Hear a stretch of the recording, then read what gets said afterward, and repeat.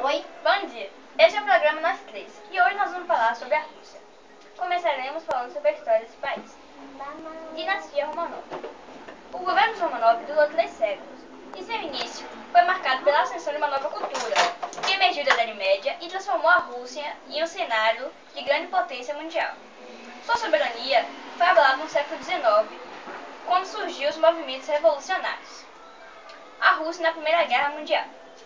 Na Primeira Guerra Mundial, o Império Russo se uniu à Tríplice Entente, no qual havia os países França e Inglaterra, contra a Tríplice Aliança, formada pela Alemanha, Áustria-Hungria e o Império Turco Otomano. Porém, a participação da Rússia na Primeira Guerra Mundial foi desastrosa, sofrendo milhares de derrotas para a Alemanha e abandonando a guerra em 1917, com a assinatura do Tratado de Brest-Litovsk. Revolução Russa de 1917. Um parlamento, a Duma, foi estabelecido em 1906. Porém, a agitação política e social continuou e foi agravada durante a Primeira Guerra Mundial, pelas derrotas militares e a escassez de alimentos. As revoluções de fevereiro e outubro levaram os bolcheviques ao poder em 1917. A revolução compreendeu 2 fases distintas. Revolução de fevereiro de 1917, que derrubou a autocracia do czar Nicolau da Rússia, o último czar a governar, e procurou estabelecer o seu lugar em uma república de cunho liberal. E a Revolução de Outubro, no qual o Partido Bolchevique, liderado por Vladimir Lenin, derrubou o governo provisório e impôs o governo socialista soviético. Bom dia, eu sou Jade Luiz e está começando agora mais um bloco Entenda Alguma Coisa do programa Nós Três. O assunto que iremos entender hoje é a crise entre a Rússia e a Ucrânia. A crise se dá por conta da disputa desses 2 países pela região da Crimeia. A Crimeia foi anexada à Ucrânia em 1954, na formação da União Soviética. É uma república autônoma, situada na costa norte do Mar Negro, com eleições parlamentares próprias. Ela possui um orçamento próprio também, mas, apesar disso, não pode ser eleito um presidente, já que, em 1995, foi abolida a presidência lá, logo depois que um separatista pró-Rússia conquistou o posto com larga maioria. Porém, a Crimeia tem um representante presidencial e um primeiro-ministro, mas ambos são indicados pelo governo de Kiev. Como começou a crise? No final de 2013, o então presidente ucraniano Viktor Yanukovych desistiu de assinar um tratado de livre comércio com a União Europeia, preferindo estreitar relações comerciais com a Rússia.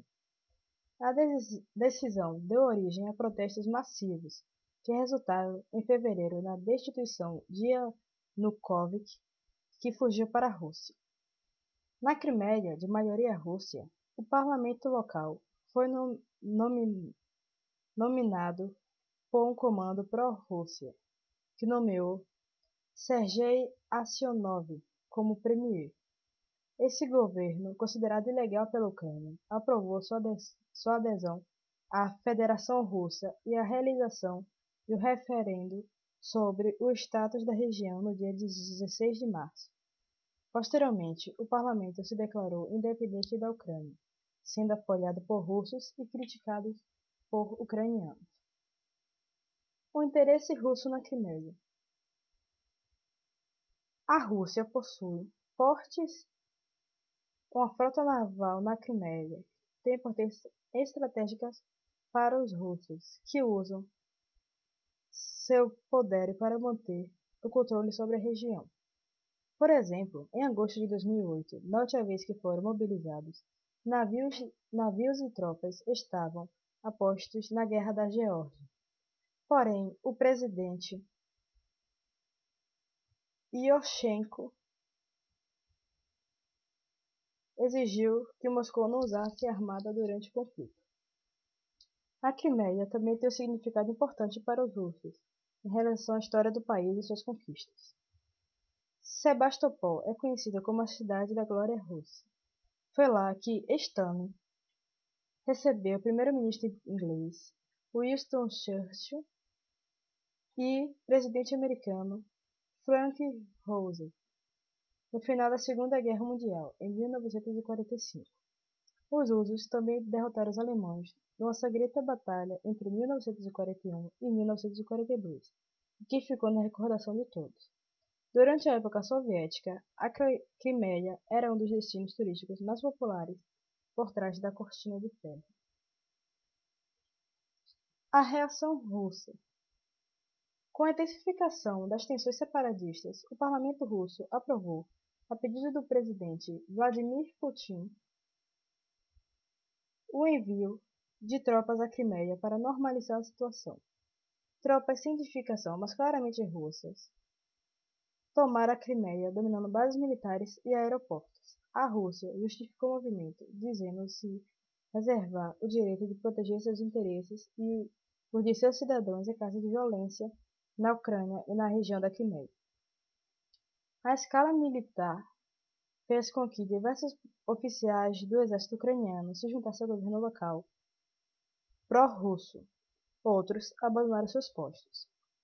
No dia 4 de março, o governo da Crimeia anunciou que assumiu o controle da península e deu um ultimato para que os últimos oficiais leais à Ucrânia se rendessem. A reação do governo ucraniano. O novo governo ucraniano pró-União Europeia criticou os movimentos separatistas e classificou a aprovação de intervenção militar russa como uma declaração de guerra. Logo em seguida, o governo convocou todas as reservas militares para reagir a um possível ataque russo. O país também pediu apoio ao Conselho de Segurança da ONU para frear a crise na península e defender sua integridade territorial. Para o governo da Ucrânia, o parlamento da Crimeia é ilegal e não tem legitimidade para declarar a independência. Kiev também não reconheceu o resultado do referendo, que aprovou a reintegração a Moscou, nem do tratado assinado entre Crimeia e Rússia, confirmando a adesão. Países ocidentais e a União Europeia. Os Estados Unidos e outros países ocidentais exigem que a Rússia recue suas tropas na Crimeia. Os Estados Unidos também ameaçaram a Rússia com sanções, suspendendo as transações comerciais com o país e cancelaram um acordo de cooperação militar com Moscou. Outros países do Ocidente pressionaram a Rússia por uma saída diplomática. A escalada de tensão também levou a uma ruptura entre grandes potências, com o G7 condenando a ação e cancelando uma reunião com o governo de Moscou. Estados Unidos e União Europeia realizaram sanções contra indivíduos russos e ucranianos envolvidos no processo, que tiveram seus bens no interior congelados e foram impedidos de entrar no ZEL e na União Europeia. A Rússia respondeu com sanções contra integrantes do governo norte-americano. Em meio à crise, a Comissão Europeia divulgou um plano de ajuda de pelo menos 11 bilhões de euros para a Ucrânia. Os Estados Unidos também anunciaram um pacote de assistência técnica e econômica ao país em uma demonstração de apoio ao novo governo, no valor de $1 bilhão. Então, ficamos por aqui.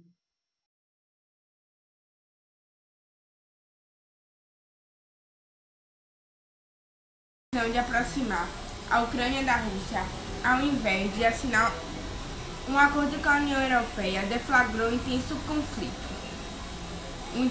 na Ucrânia. Em fevereiro, houve derramamento de sangue e o presidente Viktor Yanukovych foi destituído. A população dividida entre pró-russos e pró-Estados Unidos tenta sobreviver a ambos os ataques de ambos os lados. Com militares armados e forças do exército, na Crimeia, um referendo decidiu que a região pertence à Rússia, agravando ainda mais a situação.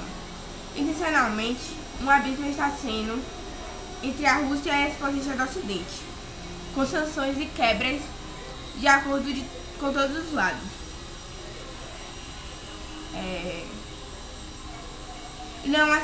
Não há uma clareza sobre quem é o responsável por inflamar a situação desta vez, mas as reações ao redor do mundo dão um tom de uma crise que pode estar longe de acabar.